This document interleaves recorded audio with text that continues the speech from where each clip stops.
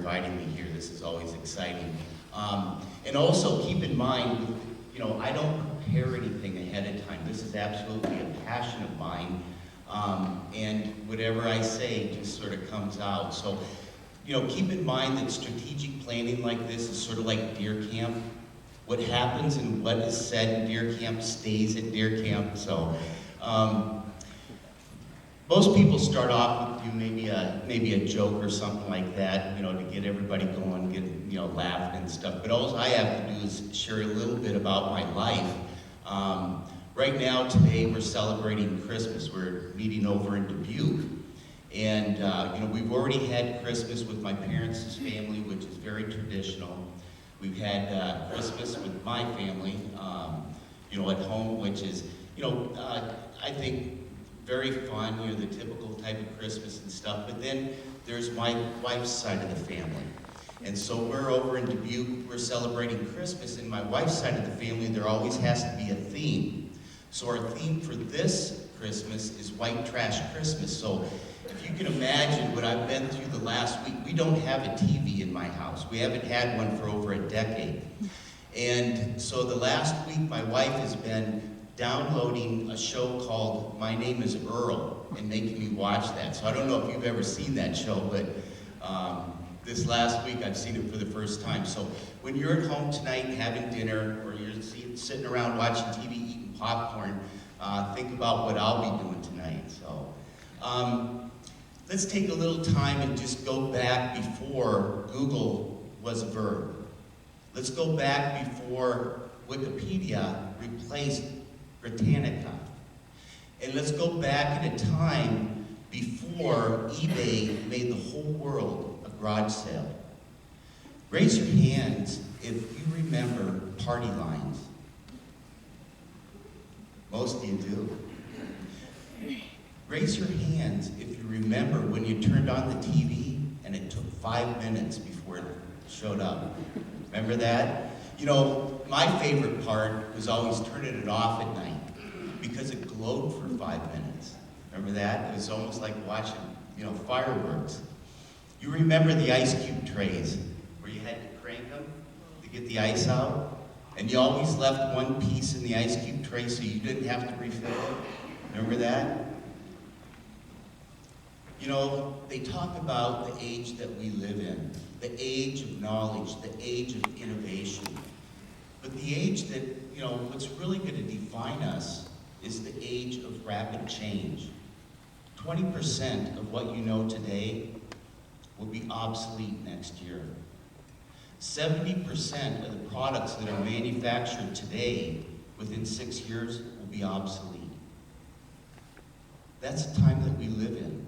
If you can imagine a time, and God bless our teachers, 80% of our kindergartners are going to hold jobs that do not exist today. So what are we doing? We're educating kids to hold jobs that do not exist today, to use equipment that is not invented yet to solve problems that we don't even know what they are. When we look at technology and knowledge, the way that I guess that it expands is not linearly, but exponentially. And to just tell a little story of what exponential is, I always go to a story that I'd heard about the invention of the game of chess. It was invented about 1,400 years ago. I believe it was in India. And the emperor was so impressed with the game of chess, he brought the inventor into the castle or whatever it was, and he said, this is so awesome. Whatever you want, within reason, I'll grant it to you. So that inventor took the chessboard and set it on a table, took 1 grain of rice and put it on the first square, put 2 grains of rice on the second square, 4 grains on the next square, and he said, double this all the way around the chessboard. Well, the emperors looked at that and he said, boy, that sounds reasonable. The emperor, not understanding exponential growth, said, I'll grant it to you. Well, when you get up to the 20th square, you're measuring now that rice in cups. The 24th square, 26th square, now you're measuring that rice in bags. When you get to the 27th square, you're measuring that rice in tons. When you get to the 64th square, it's 300 billion tons of rice. More rice than is ever produced in mankind. So that's what exponential growth is. It's amazing. And when we look what's going to happen in the future, especially in our rural areas, this is where it became a passion. My background in doing corporate turnarounds brought me all over the world, all over the country actually. And I spent a lot of time on the East Coast and the West Coast. And at the time, I was looking to just stay at home and watch my daughters grow up. So I took a position with Juneau County as the Economic Development Director part-time. At that time, Juneau County had 14% unemployment. We had the lowest educated workforce in the state. We had the lowest percentage of people in the workforce in the state, and they thought it was because we're not even smart enough to work. That's where we started. And I looked at Juneau County and said, you know, we have incredibly creative people here, but there's something wrong. There's something wrong with our culture that isn't taking that creativity and developing it into commercial applications. And so I started looking at Juneau County, the surrounding region, then I looked at the state. When it comes to what's called the churning rate, and that is, it's a number of measurements, but it really tells me your ability to grasp new opportunities in the future. And when we look at the state of Wisconsin, we're number 47. And so I started looking at some of the states around us, and we looked at Michigan, we looked at Iowa, which is number 50th. All of them ranked in the bottom 10, or the bottom, you know, they're all 40 or lower. And I said, you know, this is maybe something, a culture for the whole Midwest. And so what we did in Juneau County is we went about trying to change the culture. We started with what's called the Inventors Club. And I don't know if any of you, are familiar with an inventor. Sometimes you just look at an engineer or an artist, and they're different. Their character is different. So we brought all the inventors in, and we had a meeting, and we had about 25 inventors, and we were going through how to do your own patent searches and things like that. It was the boringest meeting I've ever had in my life. I mean, it was so dull. Everybody came in carrying their little, notes and stuff. They sat down, they didn't talk to anybody, and they just listened. And I said, this isn't going to work. In fact, I decided at the end, I'm going to shake this up a little bit. So I'm going to tell you inventors a little bit about your character. And so I started going down, talking about their character, and I said, you know what? And when it comes to business, people, you suck. And I thought, this is really going to start a riot. They're all going to be mad. But you know what they did? They all threw up their hands and they started laughing and laughing. They said, finally, somebody understands. That's when it turned into the Inventors and Entrepreneurs Club. Because we decided it isn't each individual component, it's all of them together. What we had to do was take inventors that were very good at what they did. Inventors, engineers, artists. We had to also bring in the people that were different. The people that were sales type people, the people that loved business, the people that loved the challenge, all these other things. And that was the start of the Inventors and Entrepreneurs Club, and that was the beginning of the changing of a culture in Juneau County. It's really interesting, all the things that happened after that. Right now, just to give you an idea, we've developed the model for the Inventors and Entrepreneurs Club to change the culture. There is currently now 50 Inventors and Entrepreneurs Clubs in the state of Wisconsin, and that has spilled out into the Midwest. Illinois is adding Inventors and Entrepreneurs Club, Iowa, Michigan, Minnesota, New York called me. I think they're on their second Inventors and Entrepreneurs Club there. It was the first grassroots effort to actually change the culture. And that was important because when I came to this state, like any other state, we had more resources for entrepreneurs than you could shake a stick at, but we had nothing to change the culture. So the beginning of the Inventors and Entrepreneurs Club in Juneau County, which of course Juneau County was considered, I remember when the top labor economist for Wisconsin went around and did presentations, he did use Juneau County as an example, but of what you didn't want to be. So if we can do it in Juneau County, believe me, you can do it just about anywhere. We started the Inventors and Entrepreneurs Club, and what we were trying to do with this culture is build a base of people that fit with the 21st century. You know, I go around and I speak to kids a lot of times, and you know, when we talk about exponential change, and some kids just aren't that interested in anything, and I'm just going to get out and work at McDonald's. You know, in Juneau County, we're working on a machine that will take a hamburger from frozen solid to perfectly cooked every time in 6 seconds. Okay? Germany opened their first 100% automatic fast food restaurant this last year. My kids, even though I have to walk into a McDonald's and I want to see a person across from the desk, so when I say no pickles, you know, I have somebody to talk to. But my kids have no problem walking into a building with a really funky touchscreen and punching it out. In 12 seconds, their Happy Meal drops down and they go on their way because it's perfect every time. The world's going to be different. And the things that you're thinking right now you may do may not be there. Look at industry, manufacturing. You know, a lot of companies now that are developing products don't even consider building a factory, because by the time the factory's built, their product's obsolete. Interesting world of the future. Do we fit in rural areas? You know, my biggest fear was that we did nothing and we become nothing more than a co-op and a post office. So this culture became something that was a passion to us in Juneau County to build. Why did we want to build it? Because if we had a base of people that, number one, knew the proper steps to explore an idea. It's not running out and getting a patent like everybody thinks and spending your life savings.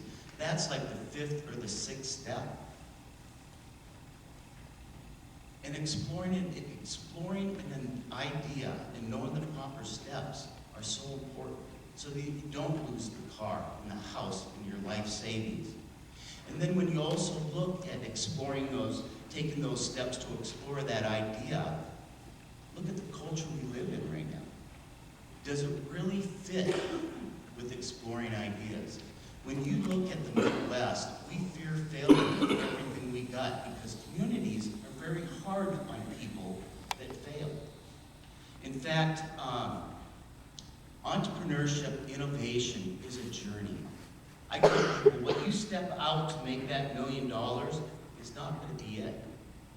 It's a journey. And in fact, when I look at the millionaires, even in Juneau County, what they stepped out to start with, failed, and failed, and failed, and finally they found that niche.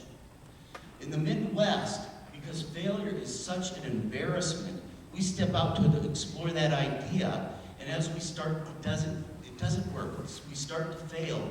We don't reach out, we don't tell anybody because it's an embarrassment. We hunker down and we just keep trudging away at it ourselves until we finally are so humiliated, so distraught that we say, I'll never do that again. That is absolutely devastating to an entrepreneurial culture, an entrepreneurial base of people. You know, you take, since I spent a lot of time out on the West Coast and even the East Coast, you know, somebody steps out to explore an idea and they start to fail.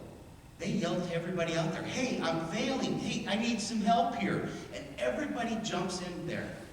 First thing they say is, dude, you're awesome. At least you tried. You're cool. And by the way, my mom knows this one person who knows the CEO of this company. My friend is doing this, and it may really match up good with your product. Hey, my uncle works at this one company. He can get you in. That's what happens. Now, the guy on the East Coast and the West Coast is turning this way, and he's turning that way, and he's turning this way, till finally he makes it.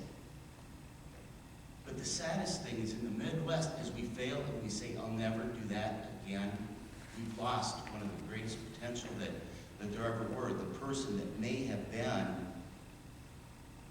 you know, the next Windows, the next Netscape, the next what, you know.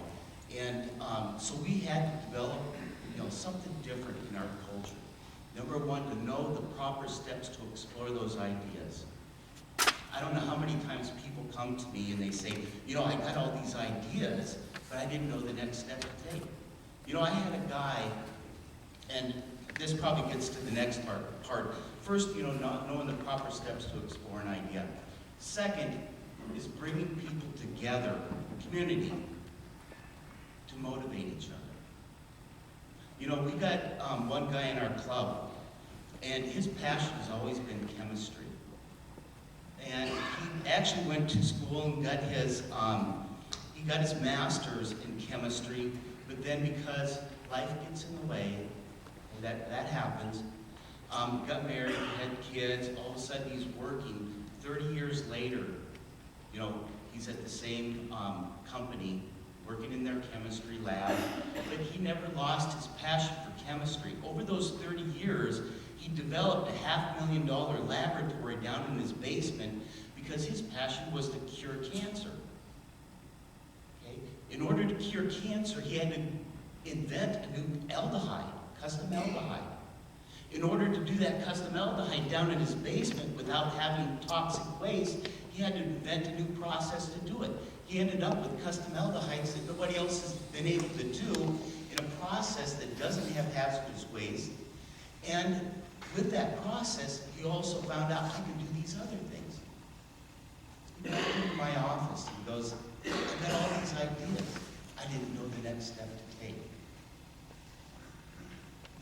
You know, I wonder how many of those people are out there that they have incredible world-changing ideas, but they didn't know the next step to take. They didn't have all the social graces or all the charismatic, you know, charisma of a salesman. They didn't go anywhere. They were the true inventor. The community wasn't there for him. He was all by himself. I think of how many farmers are out there right now with incredible neat gadgets that they've developed so that they can do it themselves. You know, my dad is one of them. You know, so how much are we missing in our communities? Because, number one, they don't know the proper steps. Number two, they're not motivated. Life gets in the way. Also, bringing people together in this culture also helps educate each other. You know, we learn best from our peers. We don't learn all that great, you know, sitting in an auditorium and somebody tells you how to do government contracting. We learn best when somebody says, hey, you know, I'll come over to your house and sit down with you and I'll show you how to get, you know, signed up and CCR and I'll show you how to do this because I've been through it. You know, in fact, it's amazing, you know, because of this camaraderie where people coming together and help educate each other on certain aspects that they're already experienced, we're creating a whole new type of entrepreneur. You know, I went around and interviewed, my clients were some of the wealthiest people in the country, in the world, and I usually stepped in when it was almost beyond bankruptcy because their reputation was everything. You know, but we have one guy, I interviewed our millionaires and stuff, and very few of them ever give back to the community. You know, most of them will sit there and tell you, well, you know, I remember what it was like being an entrepreneur. I had to fight, bite, scratch, and kick all the time, knowing that 80% of the people wanted me to fail. Well, to give you an example how it's changed when the culture changes, and when you bring people together and they help educate each other and motivate each other. We got one guy, I remember it was about 2.5 years ago. He had a family with 7 kids, and he was working at a machine shop. He was doing the government contract work, and he was doing all the paperwork, and he said, you know, I could really make this my own business. And so what he did was, in the club, he stepped out to start his own business doing government contracting. And of course, the club, you know, tied him in with Volkfield and Fort McCoy and a bunch of other places and all our different contacts. So we remember as a club, because I helped him package up product and stuff that he was moving. And he was struggling, but he was doing okay and getting by. All of a sudden, he disappeared. He'd been gone for a year, and I'm sitting there just, oh my gosh, I hope he's okay. 7 kids, and he started his own business. All of a sudden, it's about a year and a half ago, because he was gone for a year. I remember it's a hot afternoon. We're having our I&E club meeting. I'm standing at the door, just about ready to walk in to start the meeting. And into the parking lot pulls this $90,000 Humvee. Out of the Humvee jumps old Tom. And he walks right by me, he says, "Hi, Terry," walks right by me and into the club meeting and says, "Guys, I made it. I made it." He said, "And I want to give back to you. Anybody that needs help doing government contracting, I'll help you. Anybody that needs a prototype made, I have my own shop now in Milwaukee. Stop by." And he did. And I can't tell you how many times that has happened. We're raising up a new type of entrepreneur that has been surrounded by a community and a culture, and they want to give back. In fact, you can't believe how many times I hear it in our club. I can't wait to make it so that I can give back to everyone. Okay, so we're teaching them the proper steps to explore an idea. We're motivating them because life gets in the way. We're educating them through each other, through their peers, whether it be what is it like to hire an employee, what are the things that you got to watch out for, all those things. And also, we tap them into our networks. It's unbelievable when somebody knows somebody who knows somebody, and not tapping in those networks. We usually don't do that in the rural area. But tapping in those networks, we can get into Martha Stewart.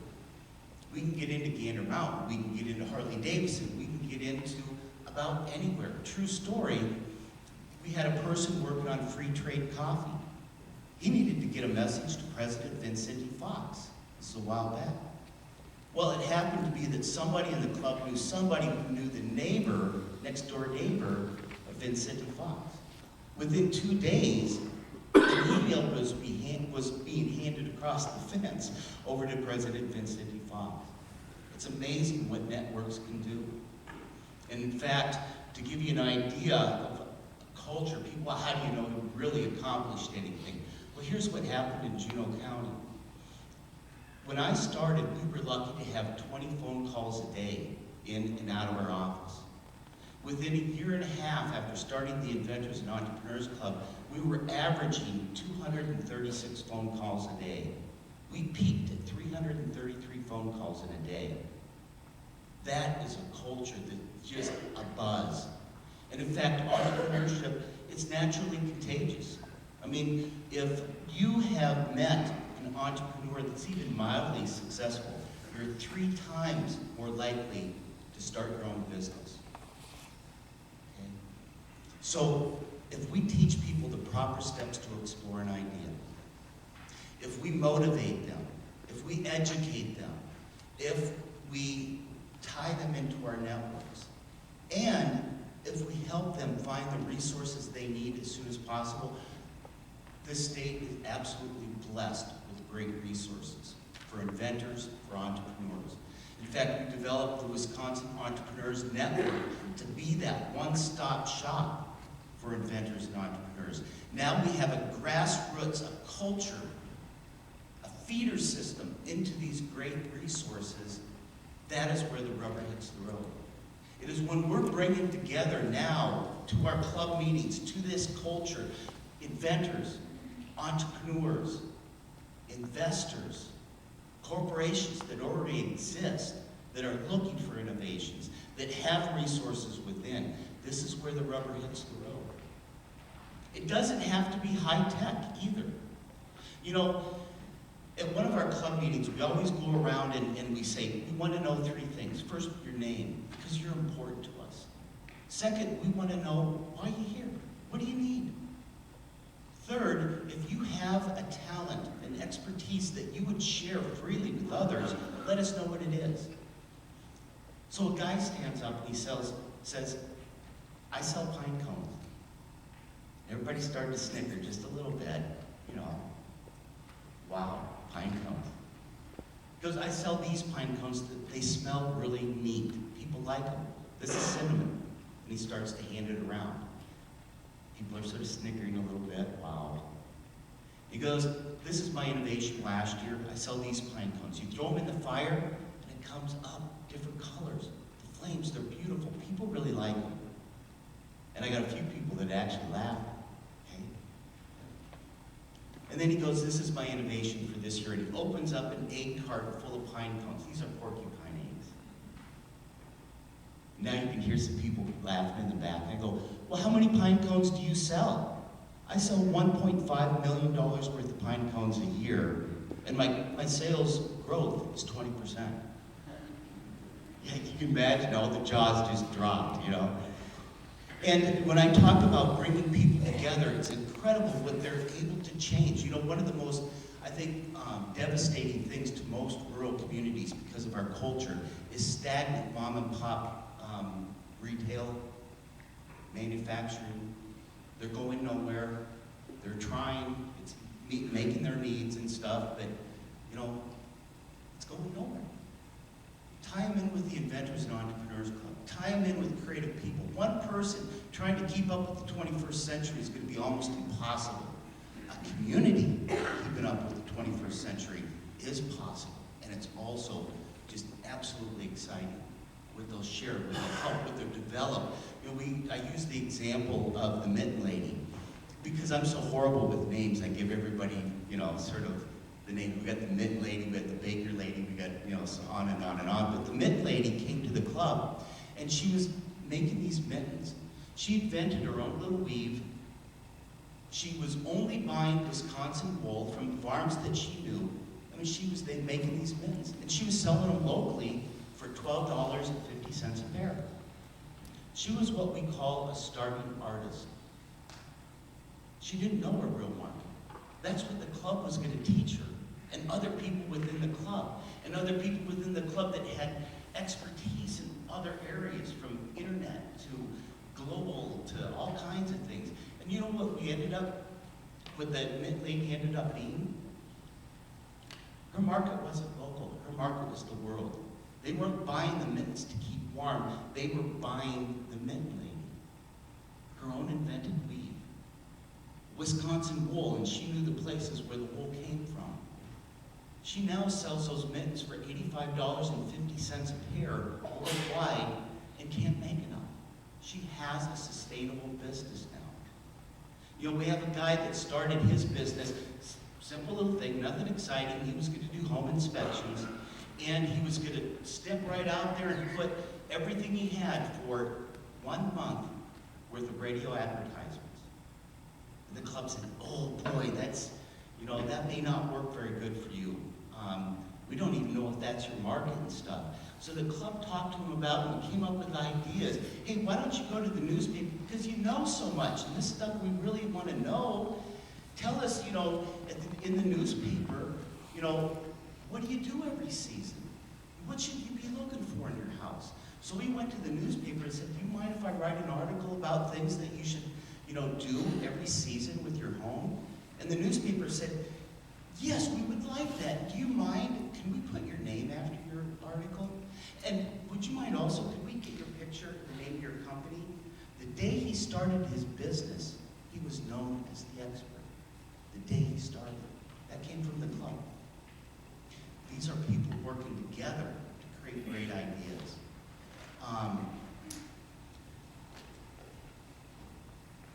You know, I just go on story after story. It's just so neat.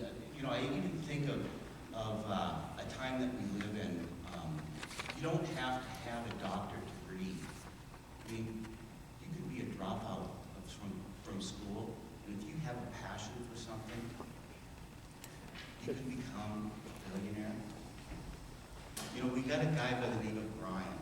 I remember this because it's still an ongoing story because I've told this enough times. I get people from all over the country that call and ask, how's Brian doing?